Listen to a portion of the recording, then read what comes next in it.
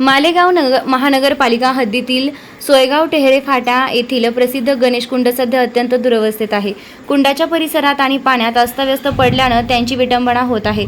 अवघ्या एका महिन्यावर गणेशोत्सव आला असताना या पवित्र स्थळाकडे महानगरपालिकेनं दुर्लक्ष केल्यानं भाविकांमध्ये संताप व्यक्त होत आहे.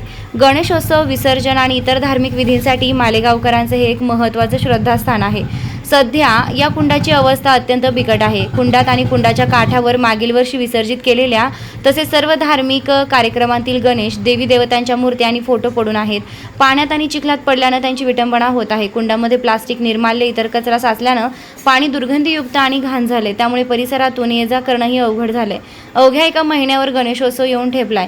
हजारो भाविक विसर्जनासाठी या कुंडावर येतात. मात्र सध्याची अवस्था पाहता येथे विसर्जन करणं अशक्य आहे.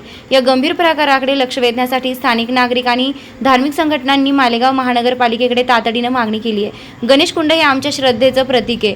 देवी देवतांच्या मूर्तींची विटंबना होणे हे अतिशय वेदनादायी आहे.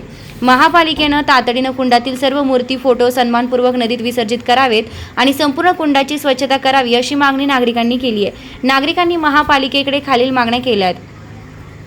जेसीबी आणि सफाई कर्मचाऱ्यांच्या मदतीनं कुंडातील सर्व कचरा गाळ काढणे, कुंडात पडलेल्या सर्व देवदेवतांच्या मूर्ती आणि फोटो गोळा करून शास्त्रोक्त पद्धतीनं नदीत विसर्जित करणे, उत्सवाच्या पार्श्वभूमीवर कुंड परिसरात प्रकाश, स्वच्छता, सुरक्षा व्यवस्था करणे.